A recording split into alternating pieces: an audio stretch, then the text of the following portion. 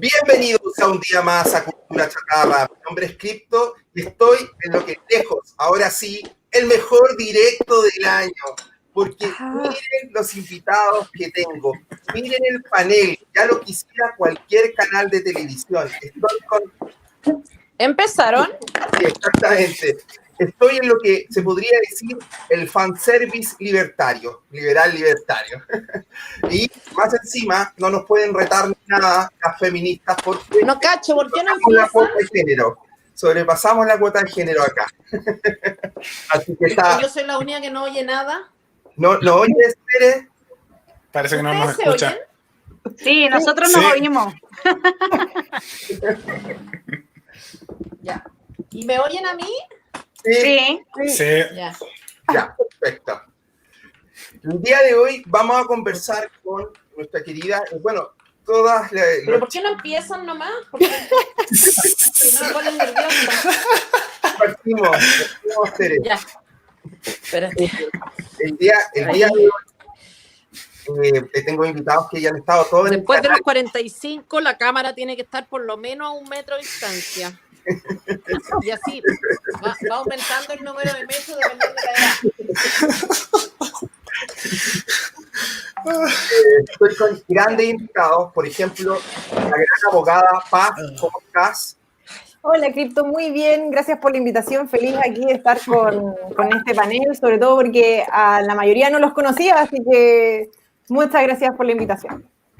La filósofa, buena amiga y parte de la Revolución Facho Pobre, Vane, ¿cómo estás? Muy bien, Cripto. Hola, Paz. Hola, Rodrigo, Tere. Empezamos hace rato. Y todavía yo creo que no oyes. Es que tengo un problema. Cripto está hablando como en lenguaje señas porque no le oigo. Ahí dijiste Sí. Ahora eso. Ya, perfecto. ¿Ahora sí? ¿Oye o no, Tere? Nada. No importa, pero puedo poner... Leer los labios. Todo el rato, como que estoy entendiendo. Pero pregúntale, Vane, si me escucha, si solamente no me escucha a mí, una vez escucha a todos los demás menos. Tere, ¿a mí me oyes? A ti sí. Voy a tener traducción simultánea. A Cripto no lo oyes entonces. No, pero da lo mismo. Entonces, ahí te voy a pedir, Vane, que me ayudes después con las preguntas. Ya, yo te voy a decir, cuando Cripto te haga las preguntas, yo sirvo ahí de caja de resonancia, del eco. Ya, igual voy a tratar de ver si tengo algún problema yo. Ya. Pero a ver, ¿alguien más puede hablar? Hola, Tere. Hola. Te algo perfecto. A la pal algo perfecto. Vanessa. Sí, acá estamos. Sí, las oigo a las dos. Rodrigo. Hola, ¿me escuchas? No, Rodrigo tampoco lo oigo.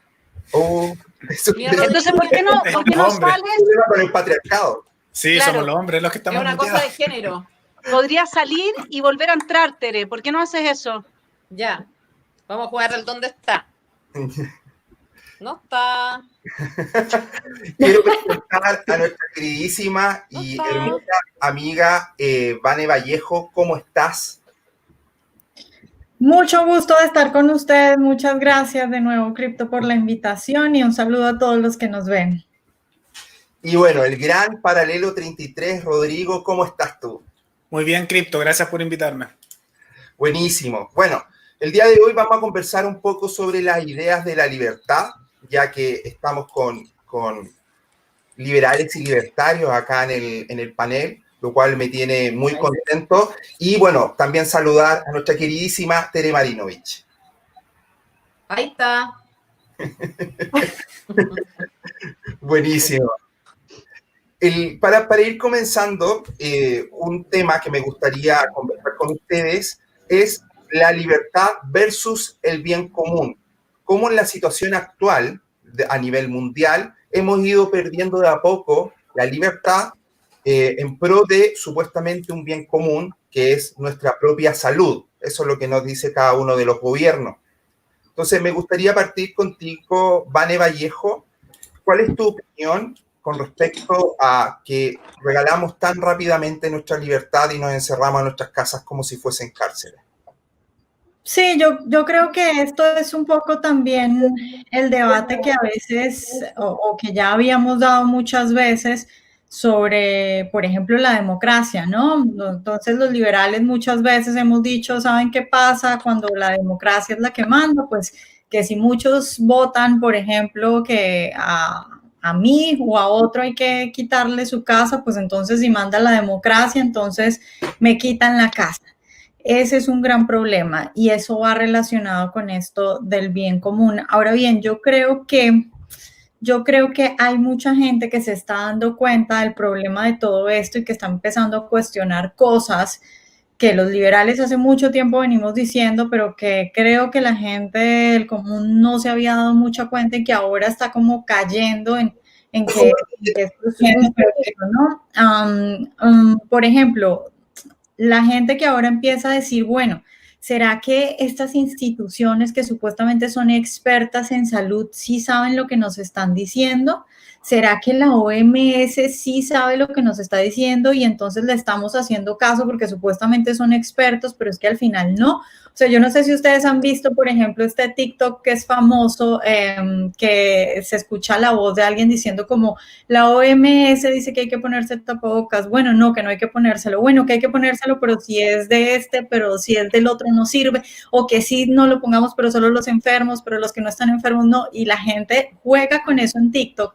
Y eso me hace a mí entender que hay muchos que se han dado cuenta que tal vez esos que están arriba, que nos están mandando, que nos hablan del bien común, que nos dicen supuestamente lo que todos debemos hacer, tal vez es que no tienen ni idea de lo que nos están diciendo.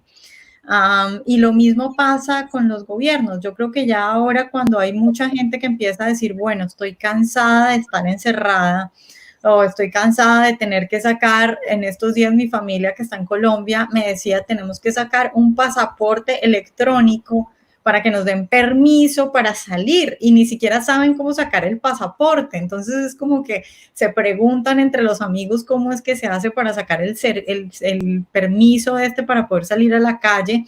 Y yo creo que eso está haciendo que mucha gente se dé cuenta de que tal vez estos gobiernos no tienen ni idea de lo que nos están obligando a hacer, que tal vez no hay ninguna cosa segura y que simplemente se les ocurren las cosas y nos obligan a hacer ese tipo de situaciones. Y creo que eso hace que la gente empiece a entender la importancia de la libertad y la importancia de que yo soy dueño de mi vida y yo decido si quiero salir o no quiero salir, de que yo soy la persona que tal vez estoy más informada sobre lo que me conviene o no me conviene a mí misma.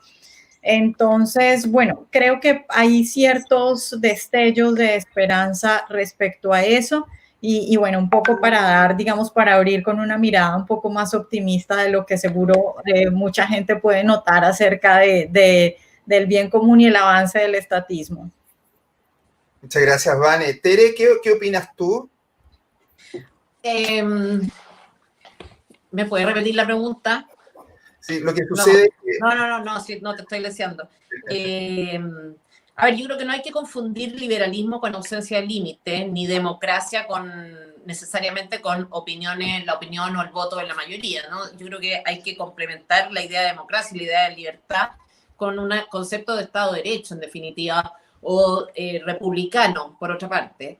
Por lo tanto, no porque seamos liberales significa que no vamos a aceptar ningún límite, sino que vamos a aceptar límites en la medida en que estos sean justificados y fundados. Entonces, yo creo que el debate ahora, a propósito de todas estas coerciones que estamos sufriendo y toda esta exageración, paranoia, psicosis con el tema de la salud, ameritarían que, dado que las medidas que se están imponiendo son tremendamente duras, o sea, son de coerciones de libertades muy, muy, muy fundamentales. O sea, no puedo salir salvo que tenga un perro, porque ni siquiera mi hijo me califica como mascota, ¿te fijas? Entonces, cuando tú dices, bueno, llegamos a ese nivel de extremo, por lo tanto, la autoridad que se toma estas atribuciones que están contempladas dentro del Estado de Derecho, dentro de la Constitución, incluso, qué sé yo, la autoridad tiene que justificar mucho y muy bien e institucionalizar quizás estas decisiones, ¿te fijas? Entonces, y yo creo que eso no se ha hecho. O sea, acá estamos a ver qué dice Mañalich, qué dice París, qué dice el presidente, y nos hemos ido como poco a poco acostumbrando a que vamos a ver si podemos salir, estamos hablando de salir a la esquina, o sea, ya ni siquiera es, o vamos a ver qué nos dejan vender, vamos a ver qué permiso nos dan. Entonces, yo creo que acá habría que, o sería esperar, ¿no es cierto?, que la ciudadanía, como decía la Vanessa, empiece a valorar lo que son sus libertades individuales y a entender, por otra parte, que para que te las quiten, o te las coarten, o te las limiten, tiene que haber realmente una justificación muy potente. Y no parece haberla, porque estamos, en definitiva, tomando decisiones todas desde el punto de vista de la salud, como si fuera el único, de la salud en desmedro de muchas otras cosas, o de otras cosas que también, en definitiva, repercuten en la salud, como es la economía. O sea, estamos considerando una sola variable, y no solamente la variable salud, sino que dentro de la salud, una micro variable que es la de un virus determinado. Entonces uno dice, a ver, ¿es razonable esto? O sea, ¿qué pasa con, no tengo idea, las causas de muerte, las causas habituales de muerte entre los chilenos? No sé si yo vi hace poco, semana, los datos de que en lo que llevamos de este año, ha muerto más gente de lo habitual a causa de la diabetes y a causa de problemas cardíacos. Entonces, tú dices, es como que acá hubiera una sola variable, un solo foco, un solo problema en este país, y eso me parece que es ridículo, o sea, absolutamente ridículo. Entonces, yo creo que lo que podemos pedir por ahora no es que, oye, yo puedo hacer todo y tengo derecho a no sé qué, no, esa cosa como infantil, ¿no es cierto?, que obviamente haría imposible finalmente la convivencia entre nosotros. No se trata de eso, se trata de pedir que las decisiones que se toman y las límites que se nos imponen sean un poquito más justificados. O sea, que la autoridad no actúe como si de facto tuviera todas estas atribuciones, porque es bastante discutible que las tenga. Entonces debiera pedir muchos perdones, en el fondo, cuando va imponiendo cuestiones, y que los ciudadanos no nos vayamos acostumbrando, porque a mí también me asusto eso. O sea, así como tú, Vanessa, decís que por una parte la gente está valorando más lo que son sus libertades, creo que por otra parte también se está acostumbrando más a que acá lo que va a pasar contigo mañana, hoy día, o todos los permisos que tú vas a tener y las cosas que puedes hacer, viene y te las dice un externo, un funcionario público o un burócrata, no sé. Eso más o menos. Esa es mi opinión. Muchas gracias, Tere. Paz.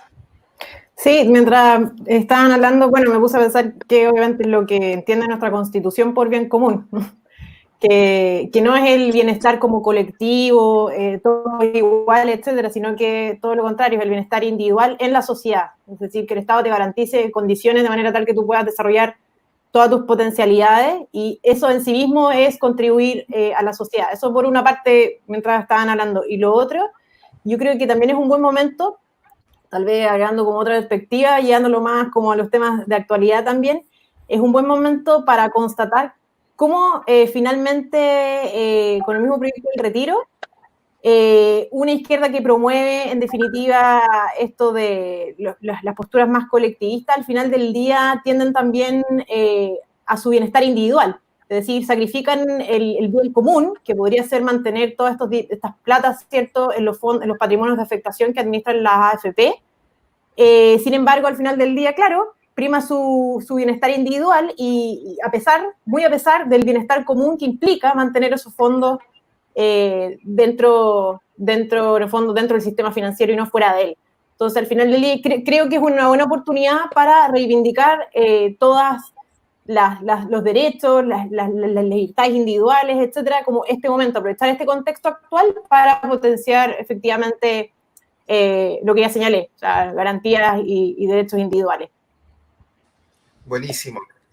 La siguiente pregunta, bueno, esto, como ven, van a ser diferentes preguntas para diferentes panelistas, pero pueden complementar o debatir entre ustedes si así lo desean. Oye, yo no estoy de acuerdo con no es que no esté de acuerdo. Yo creo que la izquierda en este caso no es que esté priorizando, estoy hablando de la ultraizquierda, no creo que esté priorizando realmente el bienestar individual inmediato por lo que es bueno para todos, digamos, que sería no retirar los fondos. Yo creo que están usando a su favor un argumento liberal, ¿no es cierto? Los fondos de pensiones son míos, por lo tanto puedo sacarlo para, en definitiva, destruir el modelo. Están usando el derecho de propiedad, ahora les conviene esto, porque de esa manera en el fondo se debilitan las instituciones que administran y después ya podéis desestructurarlo fácilmente y hacer peso fondos. Entonces, para mí esto es una cuestión meramente estratégica. Sí, de hecho, lo decías de la perspectiva de constatar esa contradicción, que en el fondo ellos, que se llenan la boca en definitiva con esto del bienestar común, de todos seamos dependientes de todo y responsables de todo, en definitiva son los principales promotores de un egoísmo recalcitrante y que lo llevan al extremo donde en definitiva destruir gran parte del sistema que nos ha permitido tener el progreso y el bienestar que tenemos hoy. A esto que yo creo que es el momento de constatar eso, pero aprovecharlo. Yo creo que esa es nuestra función. Excelente. Vale, Kaiser, quiero hacerte una consulta también bastante contingente, que el hecho de que se está aprobando sacar un 10% del sistema de ahorro de AFP. Mi pregunta es, ¿tú estás a favor del 10%? ¿Estás a favor de sacar el 100%? ¿Estás a favor que se mantenga como estamos con el sistema actual sin sacar nada? ¿Y por qué sería tu opción? Mi opción primero es que revisemos qué es lo que entendemos por bien común. Estoy de acuerdo con Paz y con Tere, pero me gustaría como afinar más el argumento. El liberal no entiende esa cosa del bien común, y si hay un bien común es ex post, no es a priori. El único que puede saber a priori, es decir, antes de la experiencia, lo que es el bien común es un político que cree que en su cabecita puede diseñar la vida de toda la gente de modo que todo el mundo esté contento. Es decir, que todo el mundo sirva al Estado. Ese es el problema. Entonces, lo primero que nosotros tenemos que definir es qué es lo que es el bien común y qué es lo que está pasando acá. El bien común es, en la medida en que se evalúa como un resultado, es el resultado de condiciones que llevan a que los agentes racionales e irracionales tengan ciertas conductas u otras conductas. Entonces tienes instituciones como el rule of law, el Estado de Derecho, ¿no es cierto?, que cuando funcionan, lo que produce son las mejores condiciones para que cada uno pueda vivir lo mejor que puede su vida y haga y emprenda la búsqueda de la felicidad. De su felicidad, emprenda la búsqueda, esto no significa que la encuentre. Y eso es lo que el liberal va a entender por bien común. Entonces, lo que uno tendría que tender a hacer es a tratar, un poco en la línea también de lo que decía la Tere, el tema de, ¿no es cierto?, estas instituciones republicanas. Este rule of law, este Estado de Derecho es el bien común, porque en la medida que existe y en los países que existe, a la gente le va mejor. Y la gente vive bien. Es un resultado. El que la gente viva bien es un resultado. Y por lo tanto, en ese contexto, las AFPs constituían parte fundante de aquella forma de pensar las instituciones que ha llevado a nuestro país a estar en el mejor lugar en el que ha estado en su historia. Desde esa perspectiva, desarmar las AFP equivale a desarmar el Congreso. Bueno, en este caso no, evidentemente que nos beneficiaríamos, pero equivale a desarmar un poder judicial, suponiendo que fuese un poder judicial que no estuviera capturado por la izquierda o que fuera un Congreso que funcionara y que tuviésemos una democracia, digamos, que funcionara. Entonces, ¿qué es lo que pasa? Las AFPs han pasado a ser, además de que los efectos colaterales que tiene para cada uno de los ahorrantes son de una crueldad infinita. O sea, acá la gente que estaba a punto de jubilarse ahora va a tener una merma importantísima en lo que eran los fondos que podría haber retirado a lo largo de su jubilación. Ni para qué hablar de todos los efectos que esto va a tener si es que hay una inyección monetaria dentro del sistema que genere una elevación de precios y de tasas de interés y nos dispare la inflación, etcétera, digamos. O sea, fuera de todas esas cosas, lo que uno debiera entender es que el liberal no habla de bien común para que vayamos definiendo doctrinariamente, digamos, porque aquí decimos que la libertad es la solución. Nosotros no hablamos de bien común en los términos en los que lo sueñan la gente que para construir el paraíso termina haciendo el mundo un infierno. Nosotros hablamos del bien común en tanto nosotros respetamos instituciones y apoyamos instituciones desde las cuales la gente puede perseguir, o sea, bajo cuya existencia la gente se enriquece y puede perseguir una mejora en su calidad de vida en lo que cada uno entienda por esa mejora. Muchas gracias, Vanessa.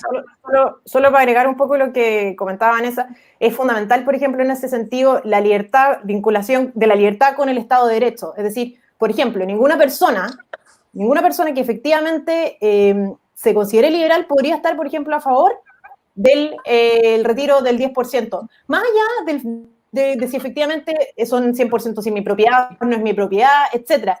Me refiero específicamente a la forma en que ha sido presentado este proyecto, porque adolece importantes vicios de inconstitucionalidad. Uy, se quedó pegada la Paz. Bueno, aprovechemos a don Rodrigo, que era... Entonces, sí.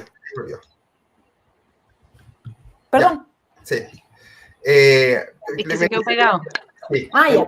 extender la misma pregunta del 10%, 100%. Acá esto es interesante porque Rodrigo tiene una visión diferente.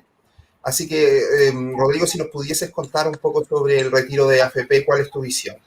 Bueno, yo tengo una visión más pesimista de la realidad, por eso también tengo una visión algo distinta. Yo creo que lo ideal sería que se pudiera retirar el 100%. Voy a empezar por un tema práctico. Yo no creo que tengamos actualmente en Chile una institucionalidad o los políticos necesarios para poder defender cualquier tipo de sistema. La situación actual lo demuestra, la situación de violencia en los últimos meses lo demuestra, e incluso me da la impresión que algunos dentro de lo de la llamada derecha, particularmente en Renovación Nacional, tienen una preferencia bastante alta a votar a la izquierda en cualquier tipo de cosa. Y al ver proyectos tales como el que presentó el senador Navarro en el Senado junto a la Democracia Cristiana, el Partido Socialista, el Partido Radical y el Frente Amplio pidiendo la nacionalización de los fondos de pensiones, y luego ver votaciones como las actuales donde Renovación Nacional, una parte importante de sus diputados apoyan este tipo de medidas, a mí me da la impresión que inevitablemente, puede tardar meses, tal vez tarde años, yo creo que tardará algunos años, los fondos de la AFP van a ser inevitablemente nacionalizados, van a decir que es por un bien colectivo. Ahora dieron un argumento que es más de que es tu dinero, pero inevitablemente creo que se los va a llevar el Estado de una manera u otra, y es lo que quieren lograr. Tomando en cuenta eso, me da la impresión de que justamente por eso lo mejor sería que las personas traten de sacar el dinero que puedan. Sé que va a bajar el valor que tiene lo que está en las AFP porque se tendrían que vender acciones en masa, lo que bajaría su precio sustancialmente, pero a mí la impresión que me da es que como está la institucionalidad, no podemos mantener ningún sistema de pensión de capitalización individual en el tiempo porque no hay la estructura política, ni mediática, ni cultural para mantenerlo. Entonces, me da la impresión que vamos por el camino de una nacionalización de estos fondos y pasar a algo similar a lo que ocurrió en Argentina con Cristina Fernández el 2008, o tenemos la opción de empujar aún más esta idea del retiro y decir, tienes toda la razón, ese es tu dinero, que se retire la totalidad.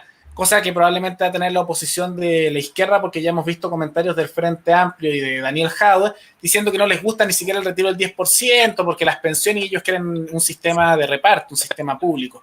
Entonces, eso es el elemento práctico. Yo creo que en la práctica hay que empujar este otro tipo de alternativas porque inevitablemente se va a caer el sistema de FP, y creo que aunque es inconstitucional, y yo estudio Derecho, estoy en mi último año, me consta de ello, creo que la Constitución en el último tiempo es más bien letra muerta. Hay muchas cosas que la Constitución establece, pero a nadie parece ya importarle, y el Tribunal Constitucional parece ceder muchas veces ante presiones políticas más que un tema de defender la Constitución. Entonces está ese elemento. Y por el otro lado podemos dar el argumento de que las personas puedan retirar su dinero, que justamente el Estado no debería obligarlos a ahorrar, querían tomar decisiones, sean estas buenas o malas, pero yo me quedo más que nada con el tema práctico, porque veo que inevitablemente vamos por la dirección o de retirar la totalidad, que va a tener sus consecuencias negativas, pero es decisión de la gente, o vamos a la alternativa de que pasa control completo del Estado, que creo que sería mucho peor. Muchas gracias, Rodrigo. ¿Puedo agregar una cosita pequeña a lo que dijo Rodrigo, que tiene mucha sensatez su planteamiento? Lo que sí creo, Rodrigo, que tú lo mencionaste ahí, que eso va a afectar, ¿no es cierto?, el monto que cada persona, del que cada persona disponga. Pero además yo invitaría a que fuésemos como extremadamente delicados en términos de, esto no es solamente un tema, digamos, un poco como lo discutí tú, como lo discutí yo, lo discutiste tú, La Paz, de decir, bueno, constitucional o inconstitucional, o que tenga efectos X o Y. Acá la pregunta es, ¿qué pasaría económicamente con la economía del país si se retiraran todos esos fondos? Y ahí se complejiza mucho más el análisis que tú estás haciendo. Puede ser o sea, debería ser, yo quiero intervenir en este punto, pero después, digamos, porque tengo varias cosas que decir, pero puede ser, y probablemente sería el colapso, entendiendo que uno saca el 100% de uno pasado mañana, o sea, sacáis el 100%, seguramente sacáis nada. Entonces ya, eso estamos de acuerdo, así no se podría hacer, así literalmente, pasado mañana todo. Y puede que incluso haciéndolo de manera programada, paulatina, etcétera, de todas maneras podría producir una crisis económica severa. Pero la crisis que se te produce, si esa plata va a dar en manos de los políticos, es una crisis ya que te asegura unos 30 o 40 años de populismo y por lo tanto de destrucción del país. Entonces yo creo que incluso es mejor una recesión que todo ese poder en manos de esta gente. Pero ojo, son solamente... Categoría. Ya, pero Tere, son solamente 200.000 millones de dólares. Piensa tú que el presupuesto anual es de 70.000. Tampoco es tanto. No les va a durar 30 años, 200.000 millones de dólares para sostener la política, ni siquiera el Estado que tienen hoy día. Solo agregar un elemento que, así Eso es como para bueno. ponerlo un poco más positivo, solo un poco más positivo. Yo creo que efectivamente a esta gente le importa destruir las AFP bajo la actual constitución, porque yo creo que están dándose cuenta que eventualmente podría ganar el rechazo. Y si gana el rechazo, sería la consagración de nuestro sistema constitucional actual, obviamente, lo que sería muy positivo, en cuyo caso, en adición, obviamente, a lo que señaló Vanessa, eventualmente, claro, podríamos continuar manteniendo este sistema de capitalización individual, pero que, no obstante, se va a modificar incorporándole este pilar solidario que va a ser financiado por las personas y las personas, porque el Estado, obviamente, lo financiamos todos. Así que pudiera eventualmente ser un aleteo, o sea, un último aleteo más bien de la izquierda tratando de modificar este sistema, porque yo creo que efectivamente tienen miedo de que vaya a ganar el rechazo, sobre todo en el contexto actual. Yo creo que es súper posible, o sea, y desde esa perspectiva los invito un poco a tener esperanza. La paz está muy optimista, ya. ¿Puedo tomar la palabra? Ya, y de ahí vamos con la siguiente pregunta con Vale Vallejo. ¿Puedo decir algo? Sí, por supuesto. Yo tenía un yerno que intervenía así. A ver, lo primero que creo, estamos todos de acuerdo, pero igual me gustaría dejarlo claro probablemente para la gente que está oyendo, es que yo no confundiría las AFP con el sistema de ahorro, con el sistema de pensiones. Yo creo que las AFP lo han hecho muy mal. O sea, no estoy hablando que han administrado mal la plata, no estoy hablando que, por supuesto, que se hayan robado la plata, ni que hayan perdido plata. Como administradoras de fondos lo han hecho muy bien y han tenido gran rentabilidad. Como administradoras de fondos que estaban orientadas a entregar pensiones, lo han hecho como las pelotas, ¿ah? En el sentido de que, por de pronto, el cliente, el pensionado, tiene o ha tenido hasta hace muy poco tiempo muy poca información, muy poca atención. No han hecho el trabajo comunicacional que debieran haber hecho y advertir en el fondo lo que se venía, cosa que ellos sabían y los políticos también. Ellos advirtieron a los políticos y los políticos en realidad, en rigor, son los primeros responsables.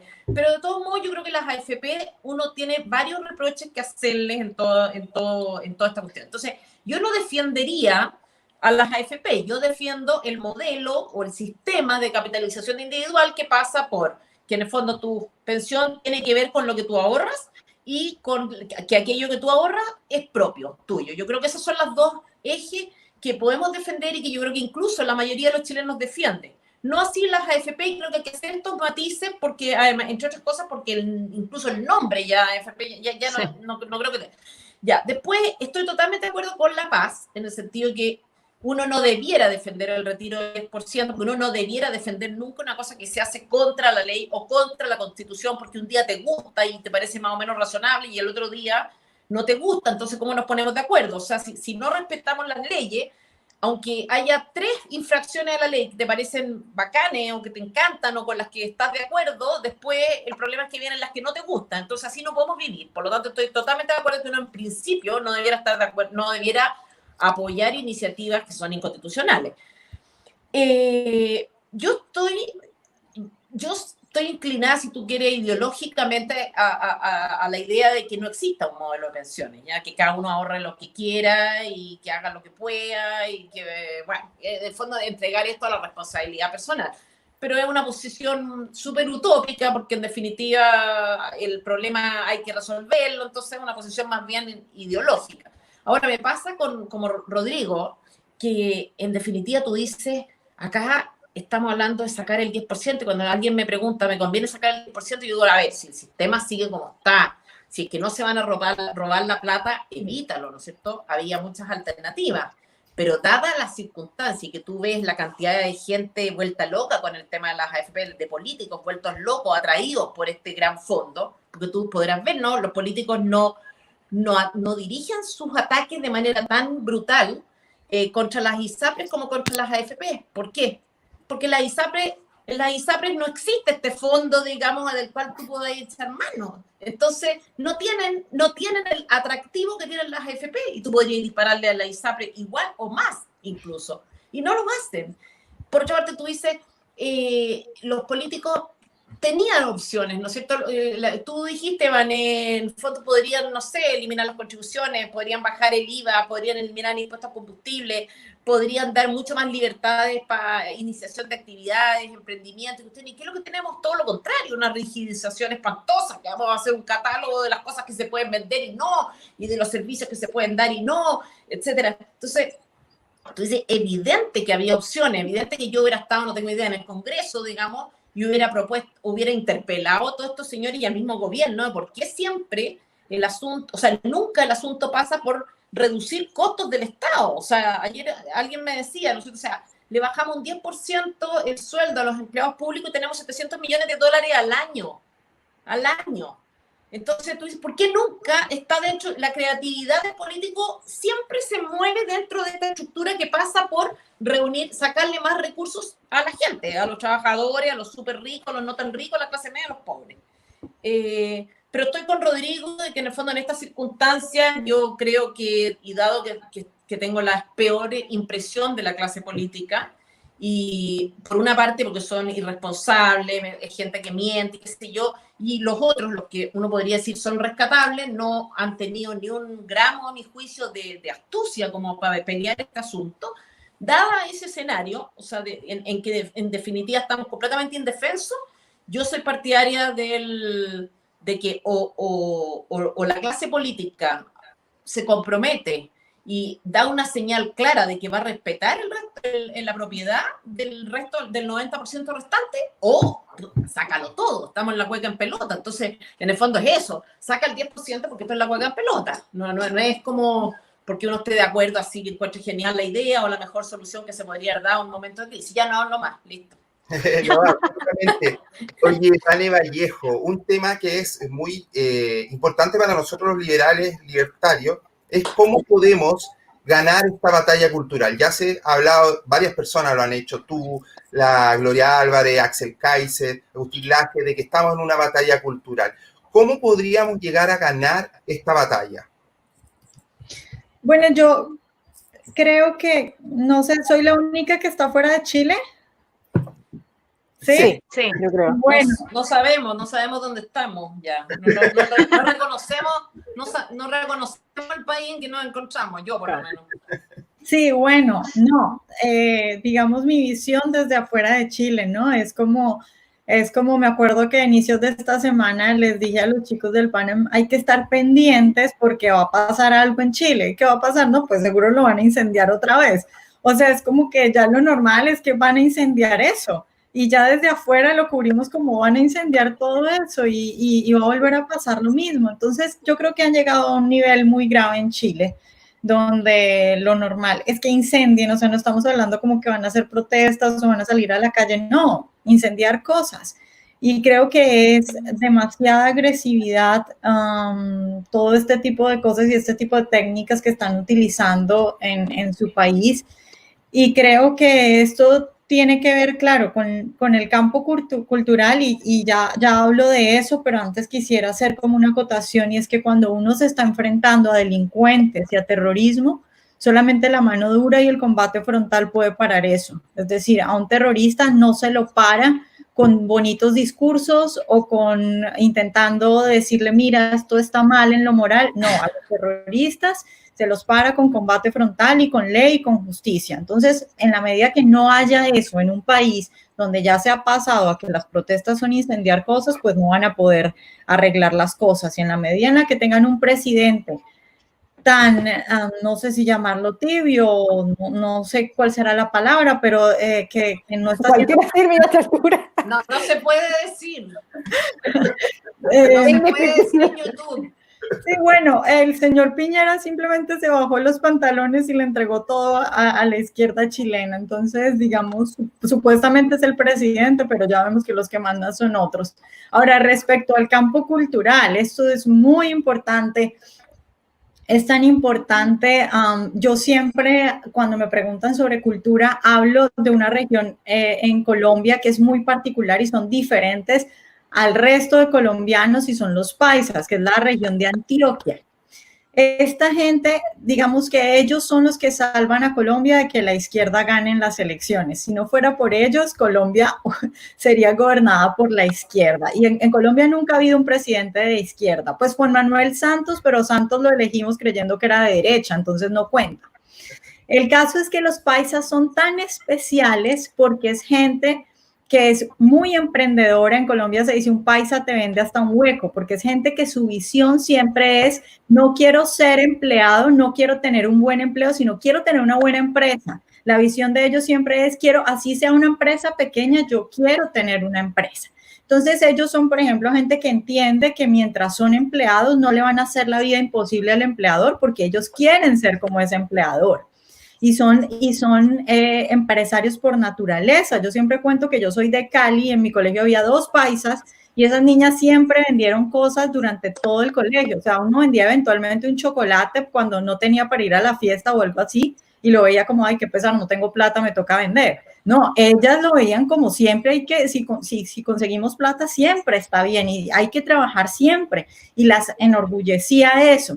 Entonces, ese tipo de cultura hace que esta gente, yo creo que están en una discusión o en un plano incluso superior a izquierda o derecha. Ellos simplemente entienden que la libertad es fundamental, que el trabajo duro no solamente es bueno, sino que enorgullece, que hay que cuidar las cosas, que cuesta mucho trabajo conseguirlas, entonces hay que cuidarla, que uno entiende que si alguien creó su empresa, pues está haciendo bien a los empleados y que se esforzó para conseguirlo. ¿Me entiendes? Este tipo de cosas que ya son del ámbito moral, del ámbito cultural, de los valores, de cómo se desempeña uno en su vida diaria y la concepción de vida que uno tiene, le hacen tener acciones y tienen consecuencias en un país y por supuesto también tienen consecuencias políticas y consecuencias en cómo uno vota. Si uno quiere ser empresario y si uno admira a aquellos que crean empleo y a aquellos que crean buenos productos, pues uno no va a votar por aquel que está diciendo que el problema en el país son los empresarios y que lo que hay que hacer es castigarlos.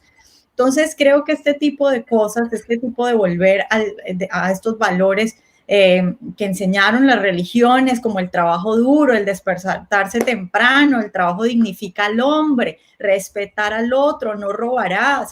Estas cosas son fundamentales y son mucho más difíciles de conseguir y de cambiar que las cosas económicas. Es decir, yo puedo coger a alguien que no entienda de economía y tal vez en un mes o en unos años, pero mucho más fácil le puedo explicar cómo funciona la economía. Pero los valores son muy difícil cambiarlos. Alguien que fue educado en la pereza, que le permitieron, no sé, robar, porque hay veces que la gente relativiza la importancia de la propiedad privada, entonces cree que si se roba un lapicero eso no es robar. Alguien que fue criado en que sí se pueden robar cosas chiquitas, en que la pereza está bien, en eso de quitarle al otro y si puedo vivir a costa del otro, entonces soy el vivo y el vivo vive del bobo. Eso es muy difícil de cambiar y cuesta generaciones enteras cambiarlo. Entonces hay que trabajar en eso desde la familia, desde hablar de valores, desde dignificar el trabajo para que no sucedan las cosas que están sucediendo ahora en Chile y en tantos otros países. Muchas gracias, Vanessa Vallejo. Rodrigo, ¿tú nos puedes complementar cómo piensas tú que debería ganarse la batalla cultural? Bueno, yo creo que estamos en una situación compleja porque yo adhiero un poco a una parte de la doctrina libertaria que yo soy hopiano, entonces creo que lo que hay en Occidente tenemos un proceso de descivilización. Creo que se da una situación en que las personas cada vez piensan más a corto plazo, piensan en su placer personal más allá de los beneficios que podrían traer para sus hijos o más a las generaciones futuras, y por lo tanto tenemos el problema, que creo que se nota bastante en Occidente, de que siempre las propuestas son empezar en el momento, no vemos las consecuencias que tiene a largo plazo, incluso la discusión sobre las pensiones va un poco en esa dirección.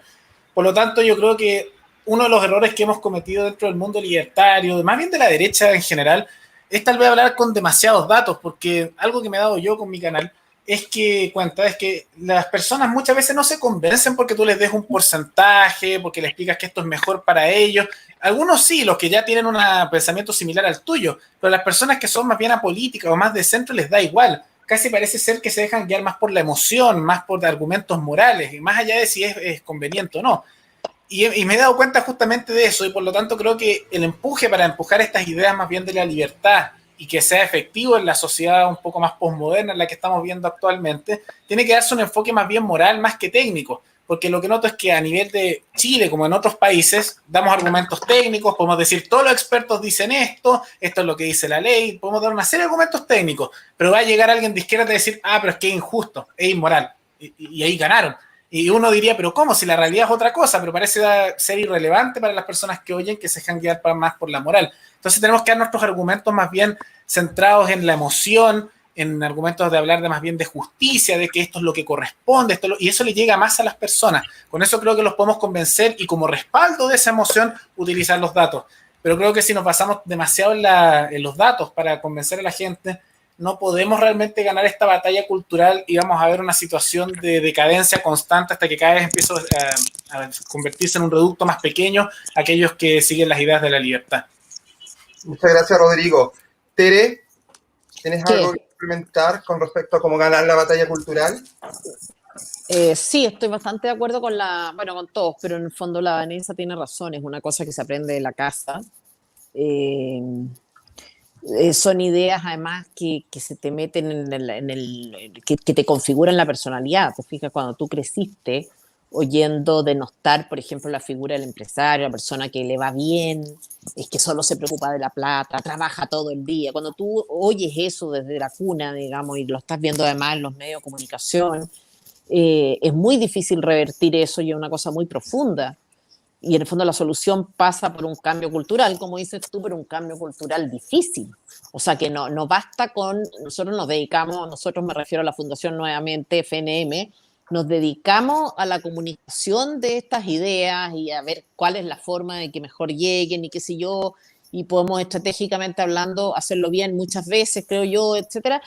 Pero en definitiva es una manera de pensar que está muy, muy, muy metida y que no se resuelve con un video, tiene que ver con la casa, con que, como decía la Vanessa, o sea, desde que las cosas que tú haces tienen consecuencias y que las asume eres tú, desde eso hasta que la vida es injusta y eso es así, y tú tienes un hermano que a lo mejor es más inteligente que tú, se esfuerza menos y le va mejor, tienes una hermana que es, no sé, más bonita que tú y le va bien solo porque es más bonita en algunos aspectos, también es así. O sea, hay un montón de cosas como asumir las consecuencias de los propios actos, entender que la vida es injusta, o sea, que no estamos todos en la misma situación, que unos tienen ventajas respecto de otros, que las desventajas que uno puede tener hay que hacer algo con eso en vez de sentarse a quejarse, que el trabajo es algo que dignifica, que es algo bueno, que ojalá te vaya bacán y te vaya bien.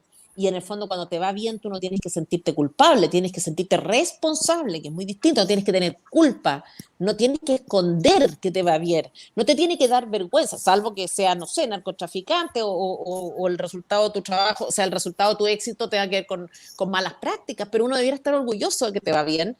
Pero no, tenemos este discurso permanentemente también eso, como culposo. No, estoy viendo a Giorgio Jackson, me avergüenzo de mis privilegios, huevón, no te avergoncís tanto, avergüénzate de lo rasca que erí, de la poca capacidad que tenís de hacer algo con tus putos privilegios. No me sirve de nada tu culpa, me sirve que tú seas responsable y haya que, ok, ¿cómo devuelvo esto? ¿Cómo paso a ser súper útil o cómo uso todas estas ventajas que he tenido? Nacer en esta familia, haber podido tener educación y que me la hayan pagado, qué sé yo, ¿qué voy a hacer con eso? No siéntate a arrepentirte, que al final es una especie de calmante moral, pero sumamente improductivo. O sea, ¿qué sacamos con eso? Entonces, esa especie como de beatería, que es más bien, y La Paz o la Vane hablaba de la religión, está más asociado, yo soy católica practicante, está claramente más cercana a la religión católica esa mentalidad que a la religión calvinista, por ejemplo, o protestante, tienen este concepto de trabajo, de éxito, de ahorro, mucho más fuerte. Y lo otro es que hemos crecido también en una sociedad que está en una economía como muy cargada al tema del consumo, me parece. Entonces no está como muy clara la relación entre el esfuerzo y el bien que tú, o sea, de alguna manera, así como, mira, el estado de bienestar tiende a producir individuos, ¿no es cierto?, que no son capaces de sostener el estado de bienestar. El estado de bienestar es una cosa que podría funcionar bien, ¿no es cierto?, es como una especie de club o un condominio en el cual todos ponen algo y si a alguno le pasa algo, el resto, todos los demás lo ayudan. Es un concepto que no sé, tiene un cierto grado de racionalidad. Ahora, cuando una persona crece con esta lógica de que tiene como muchos derechos y no le recuerdan permanentemente que en el fondo tiene que contribuir a este club, porque si no contribuye no funciona, el estado de bienestar se va a la cresta, que es un poco lo que pasa en Europa, ¿no es cierto? Probablemente los primeros años del estado de bienestar funcionaron con gente que tenía una mentalidad distinta de la que creció en el estado de bienestar. Y creo que con el capitalismo también tiende a pasar un poquito eso, o sea, te va bien, vives en un ambiente de paz, de tranquilidad, de cierto grado de abundancia o de posibilidad de acceso, por lo menos a determinados bienes, y empiezas a tener, salvo que hayas sido contrarrestado y hayas sido muy educado por tu familia, por tu colegio, qué sé yo, empiezas a tener una especie de actitud respecto de las cosas, lo que Agustín Laje llama la naturalización de la riqueza. O sea, vamos empezando a pensar que todo aquello que yo tengo, todas las condiciones en que vivo son como un punto de partida, un desde que no puede ser puesto en tela de juicio. O sea, todo lo que yo haga de aquí adelante va a ser para mejor. No, pues el estado natural del hombre es de miseria. Y la riqueza o todas son conquistas, la riqueza, la paz, la estabilidad de un país son conquistas. Yo creo que la gente ha perdido de vista, y sobre todo la gente joven ha perdido de vista esto, no tiene esto en mente, no entiende que el país en que vive se ha sido posible gracias a muchas conquistas de muchas personas y a miles de factores, no tiene idea, naturaliza lo que tiene. Y bueno, y vamos a quemar nomás, y compadre, sí, la revolución y no sé qué, y seguramente va a salir algo mejor. Están acostumbrados a eso, entonces es muy difícil, yo lo veo muy, muy, muy complicado, y creo que producir ese cambio requiere un trabajo de formación, de formación de niños, de colegios, de estar metido en todo, en el fondo un trabajo parecido al que hace el Partido Comunista. Y el Partido Comunista viene trabajando hace muchos años, no es una cuestión así que ahora último le dio con, qué sé yo, o sea, sabe trabajar, sabe cómo hacerlo, y lo viene haciendo hace mucho, mucho tiempo. Y lo ha hecho muchísimo mejor que nosotros. En ese sentido, una cosa mala del gobierno militar, creo yo, de Pinochet, tuvo que ver con eso, justamente, o sea, con que no hubo conciencia de lo importante que era formar a las personas, de lo importante que era, que es tener, por ejemplo, educación financiera. En todo este tiempo, a propósito de todos estos días hemos estado hablando de capitalización, rentabilidad, qué sé yo, renta fija, tantos conceptos que se están hablando permanentemente. Yo me pregunto cuánta gente entiende de lo que estamos hablando. O sea, ¿cuánta gente sabe lo que es la rentabilidad? Es que ni siquiera te estoy poniendo una cosa, un concepto económico así sofisticado, sino rentabilidad, capitalización individual, reparto. ¿Qué se entiende con eso? Entonces, a mí, yo no estoy muy optimista, digamos. O sea, yo me dedico justamente a hacer un cambio en el tema cultural. Eso es la función, el objetivo de la FNM.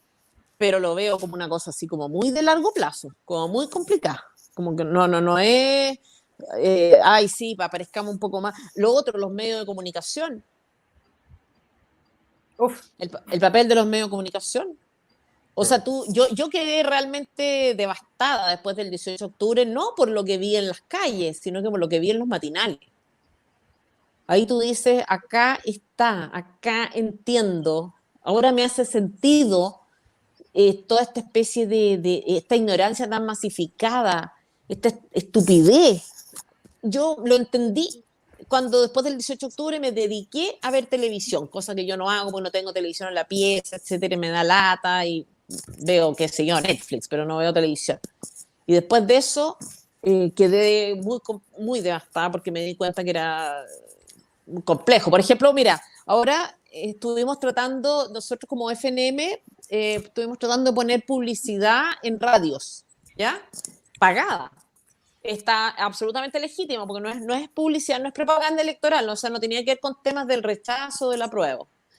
Y olvídate las dificultades para ponerlas. O sea, te ponen veto, las radios tienen miedo porque las van a asociar a, no importaría nada si fueran del otro lado, no van a pagar ni un precio, pero si es gente ya de derecha, la izquierda se la cobra cara. Entonces es una situación eso, o sea, ¿qué así con familias que han crecido con esta lógica socialista? Medios de comunicación que funcionan con esta lógica, o sea, dueños de medios de comunicación que pierden plata con el medio de comunicación y además están dejando la cagada y uno dice, weón, por último, o sea, ya pero que te cueste caro tener, digamos, el daño social que tú estás haciendo y además estás pagando por eso, que es imbécil. Pero es así, entonces ya, yo la verdad que veo el cambio cultural como una cosa muy de largo plazo, que requiere un trabajo minucioso, constante y profundo. No creo que sea rápido. No sé si alguien está optimista y si está, por favor, que levante la voz. Pero que tú eres muy joven, pa. ¿Qué edad tenés tú? ¡Qué falacia! No, tengo 30, porque cumplí 31, pero este año no cuenta, así que 30. Ya, pues, eso es joven, pues. Oye, pero sabéis que yo tengo una visión, yo estoy de acuerdo con todo lo que con la mayoría de las cosas que han dicho, sobre todo esto de la demonización de los empresarios y un poco, hay mucha envidia respecto al que le va bien y si le va bien, tiene algo raro. No es porque el gallo se haya sacado la cresta, porque haya estudiado, porque haya dejado a su familia de lado para poder emprender, etcétera. No, nada de eso importa. Sin embargo, a pesar de eso, pienso que hay dos elementos súper importantes que están, aunque uno no lo crea, muy arraigados en la sociedad chilena. El primero, y que de hecho se ha señalado como una de las causas principales del estallido, etcétera. El primero, el mérito. La gente cree en el mérito y muchas de las personas que uno conversa, ¿cierto?, en relación a esto dicen, es que no, el estallido social se venía a venir porque la verdad es que no es posible que en un país donde uno se saque la cresta, con donde nos han vendido la pomada, de hecho, de que si uno se esfuerza, le va bien, en realidad uno ve que las personas se esfuerzan y no llegan a los lugares donde uno esperaría que lleguen. Entonces, eso es una cosa, y el mérito es algo que nosotros creemos en él, digamos, ¿ya? Porque es un efecto, en el fondo, de la libertad, y unos que se esfuerzan, otros que no se esfuerzan, ¿verdad? Y el respeto a eso y a su resultado. Eso por una parte. Y lo otro, que los derechos individuales están la gente acá tiene muchos derechos, ¿cachai? Entonces, hay algo fundamental. Por ejemplo, el derecho de propiedad. Aunque uno no lo crea, cuando uno le pregunta a la gente, ¿usted qué prefiere? ¿Aumentar el porcentaje de cotizaciones individuales o aumentar el porcentaje de cotizaciones, pero que una parte se vaya al pilar solidario? No, la gente que dice en todas las encuestas, quiero que se vaya a mi pilar a mi fondo de capitalización individual, no el solidario. Y eso pero el derecho de propiedad, uno puede celebrar que la gente respete el derecho de propiedad cuando lo entiende también para los demás. Sí, claro.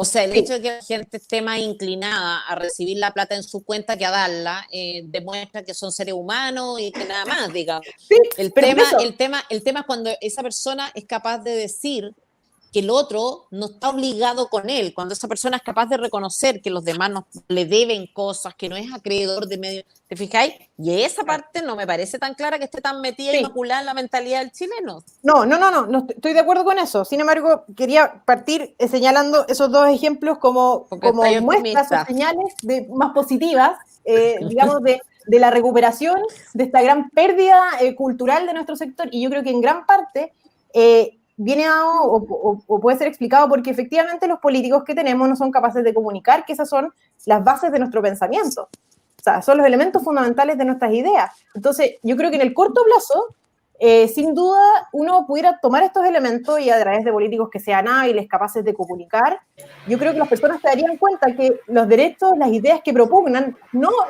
corresponden a la izquierda, sino a nuestro sector. Eso por una parte. Y en el largo plazo, evidentemente, yo creo que el tema vocacional es fundamental en todo lo que ustedes señalaron.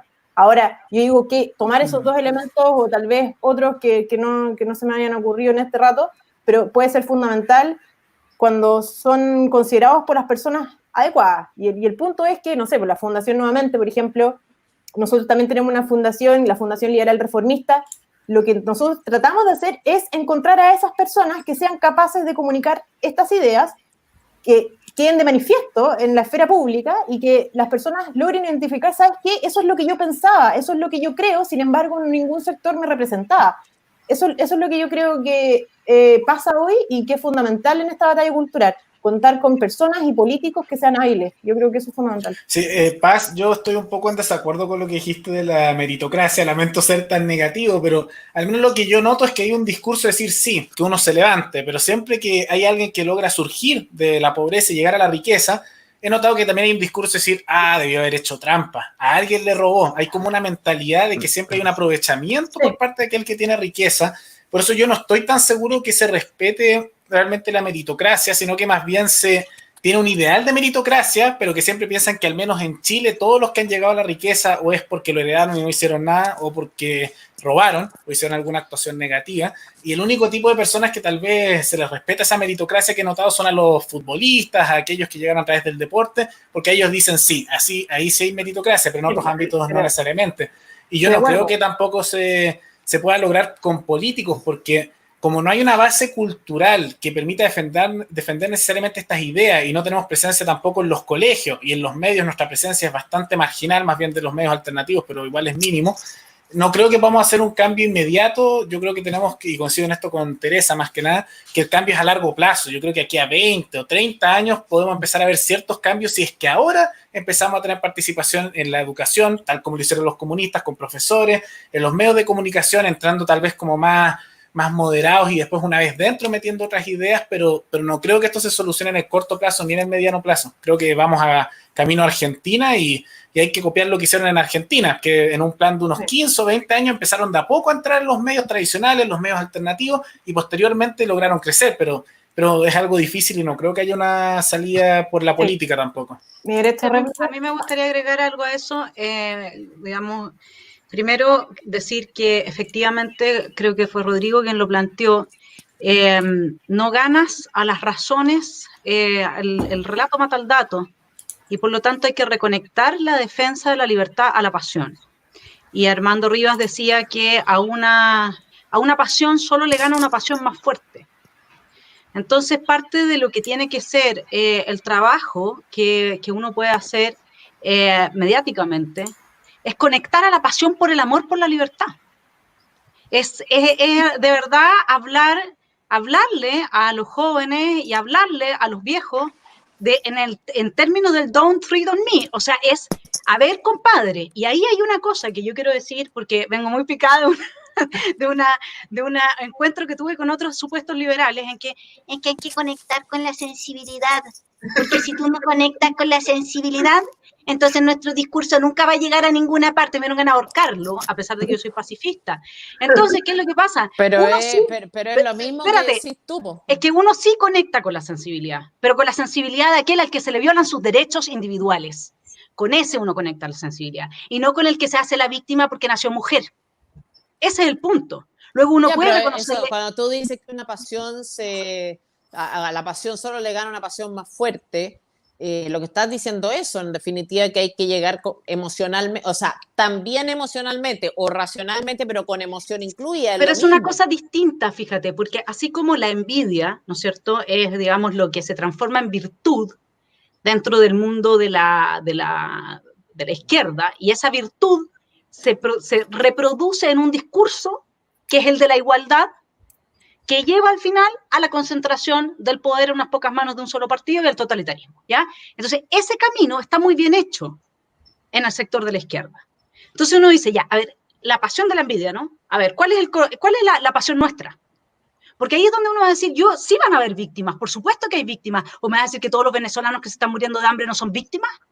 Porque a mí cuando me vienen con esa cuestión de que, ay, tiene miedo de Venezuela, entonces por eso es que ella tiene ese discurso. No, yo digo, deja de decir que yo tengo miedo. Mejor explícame tú cómo es posible que apoyes ideas que llevan a los países a eso.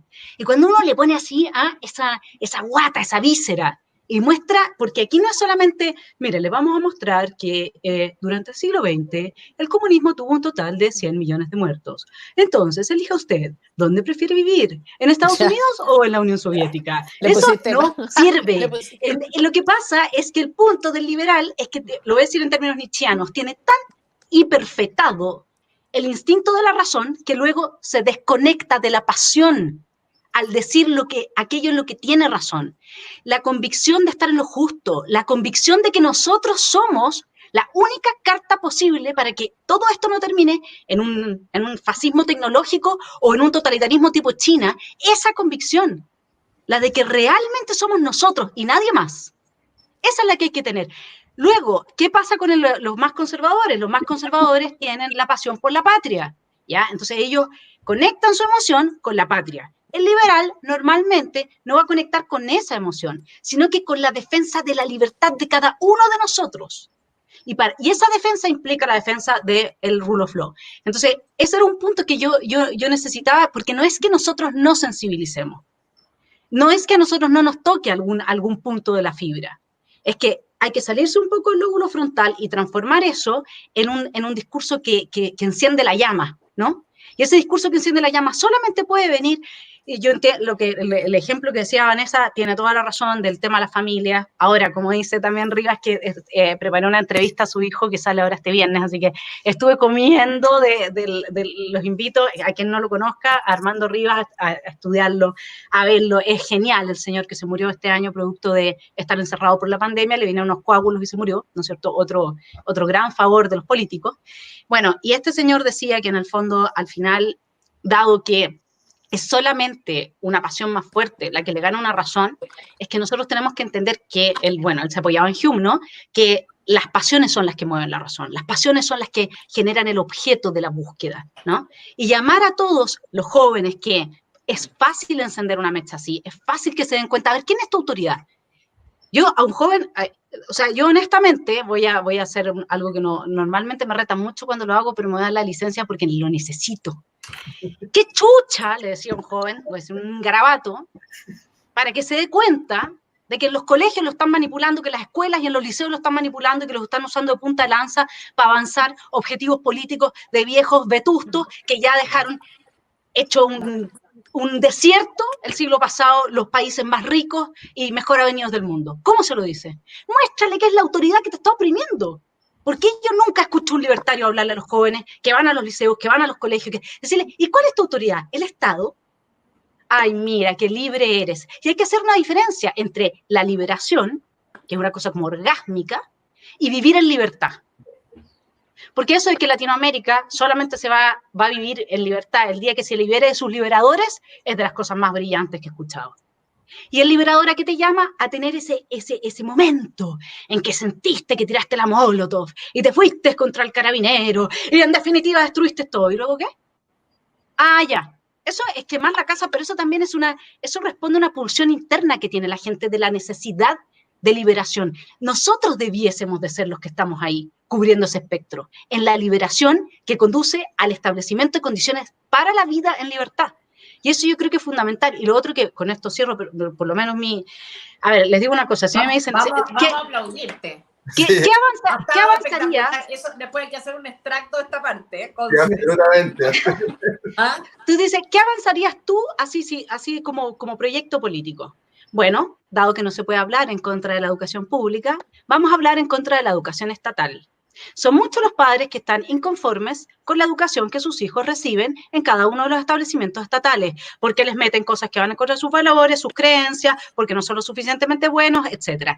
Acabemos, los liberales libertarios, con la educación estatal, promovamos la educación pública. Ah, ¿y qué significa esta educación pública? ¡Qué lindo! Le vamos a dar un contenido nuevo y un significado nuevo a una palabra vieja, algo que hacen los de izquierda todo el rato y por eso nos ganan. Entonces uno le dice, mire, le vamos a asegurar una diversidad de proyectos muy amplia, donde cada establecimiento tenga, digamos, su propia impronta. Y lo que vamos a exigir es educación financiera, es educación cívica, sobre la base de Hannah Arendt, perdón, pero ahí yo me pongo en mis intereses, de que me interesa mucho de que tengan ese concepto del ciudadano, porque Rodrigo decía, es que la gente piensa que, no, la gente no piensa, la gente cree. Y el único buen ciudadano es aquel que sabe pensar. ¿Sí? Entonces, colegio, la mayor cantidad de diversidad de proyectos y el Estado lo promueve dándole a usted el voucher.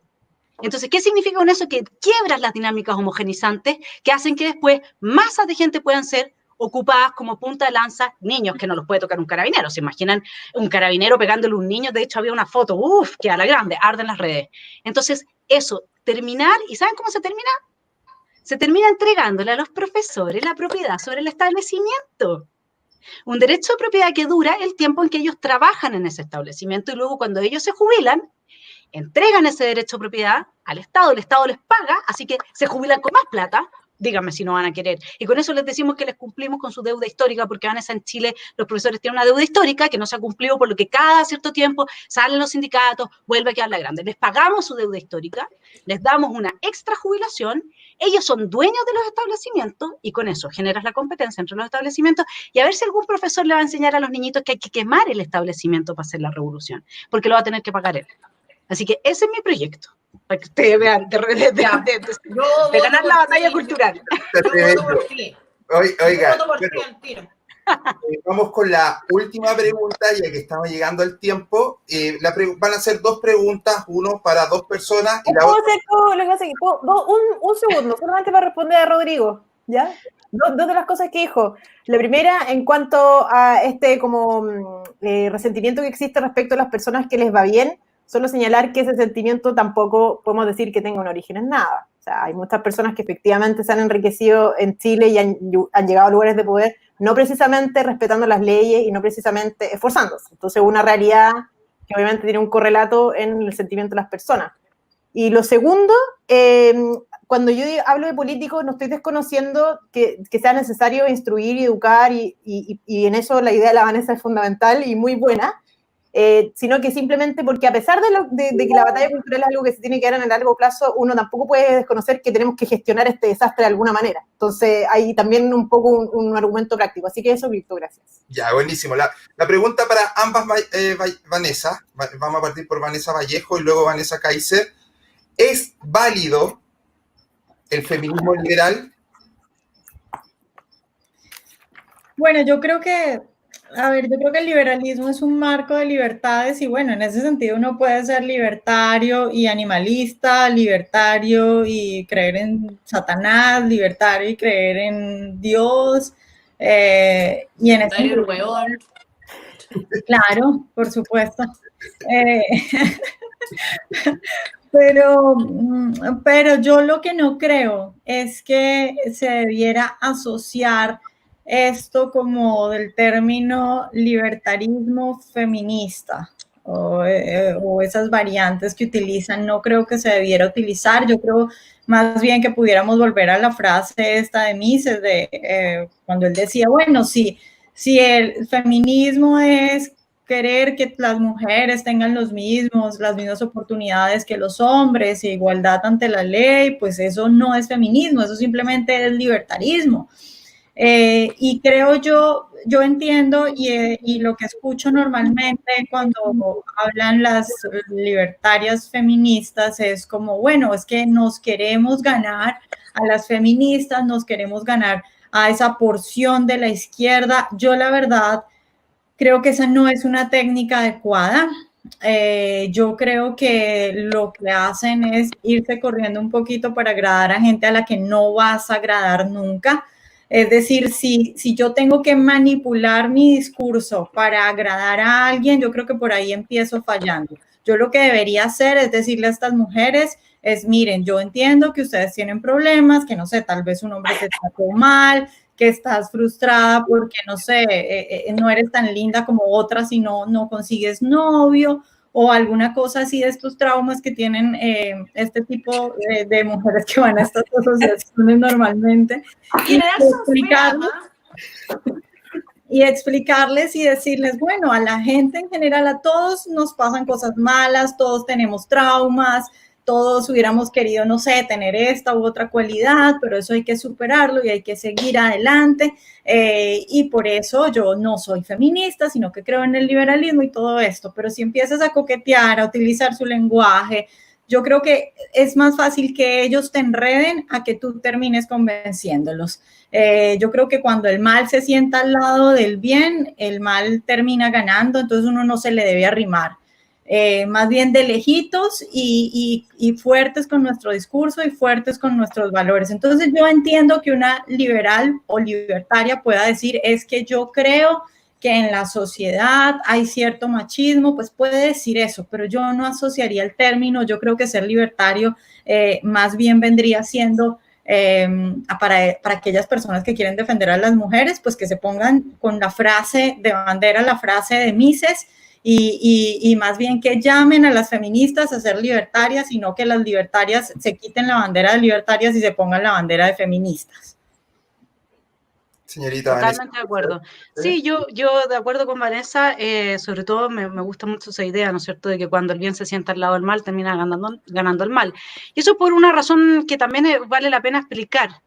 El mal no es mal así per se, más que mal, hablemos de tentación. Porque si uno ve caca, es poca la gente que quiere comer caca, digamos. Nadie quiere tampoco tirarse por que sería un mal, ¿no es cierto?, tirarse al metro para que uno lo atropelle el metro, digamos. En cambio, es el bien sentado al lado de la tentación, que es muy seductora. Y no muestra ese mal. Ojo, nunca lo muestra, porque acuérdense que además de gramscianos son todos orwellianos la gente que promueve estas cosas.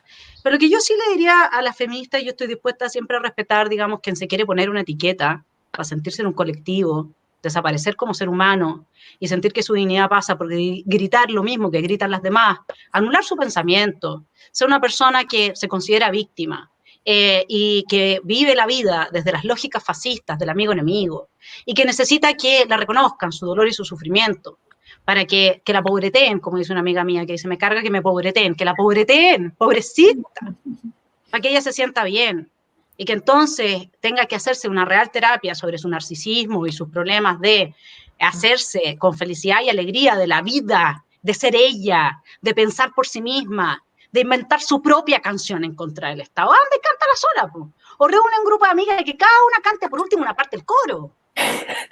Digamos, o sea, porque no es que hay voces distintas en los coros, entonces cada una puede tener una voz distinta, por último, pero anularte como mujer bajo una etiqueta, porque el libertarianismo lo que tiene es que define a las personas que promueven sobre todas las cosas un individuo porque en su individualidad y en su singularidad se encuentra su dignidad. Y ese es el mundo en el que nosotros nos movemos. Nosotros no anulamos a la gente. Si usted quiere ser feminista, yo no le voy a decir nada. Creo que lo que ha dicho Vanessa, como lo pienso yo, va a ser un rico terreno para conversar sobre si el libertarianismo, el liberalismo, debe tener o no tener. Yo soy más aporética, no me gusta tener la última palabra, digamos, en estas cosas, porque respeto que hayan esas sensibilidades, lo que no significa que yo conecte con ellas. Porque eso es diferente. Es diferente vivir bajo el totalitarismo de las emociones y la empatía y dejar que el otro te extorsione, porque eso es una extorsión. Y otra cosa es mirar casos específicos donde efectivamente a la gente le ha costado salir adelante por tener un color de piel, por ser mujeres, por esto, por lo otro, y decir, ok, acá no se aplicaba el Estado de Derecho. Acá no había una sociedad con una noción de justicia que hay que trabajar desde los aspectos más culturales y que es parte de nuestra responsabilidad trabajar, la no discriminación. Pero eso no se hace desde el Estado y eso no se hace borrando al individuo. Porque el momento que se meten en estos colectivos, terminan todos con la mano arriba diciendo Heil Hitler. Y que yo sepa, ahí hay una sola foto de un tipo que estaba así y que dijo, yo no soy nazi. Y el resto estaba todos creyendo en lo mismo, repitiendo la misma canción y adorando al mismo ídolo. Así que si una libertaria quiere transformarse en eso, bueno, uno puede hacer nada. Muchas gracias, Vane. La otra pregunta, y esta se la quiero hacer a Tere, Paz y Rodrigo. Partemos por Tere. ¿Tienes alguna crítica constructiva a los liberales libertarios? ¿Críticas? Solo Yo nunca No, yo creo que está suficientemente poco desarrollado el movimiento como para poder hacer críticas todavía. Yo creo que no. Y aparte que no se hacen críticas constructivas. Eso no las conozco. No, oye, hablando en serio, en todo caso, Vanessa, yo me voy a poner demócrata cristiana, porque estoy de acuerdo. Primero, tú hiciste una pregunta sobre feminismo liberal, si es que era posible, habría que ver qué es lo que entiende uno por feminismo. Por de pronto la palabra misma tiene un cierto contrasentido, ¿no es cierto? Porque es una especie de reacción quizá igualmente extrema y nociva como la podría ser el machismo. Entonces, eso por una parte.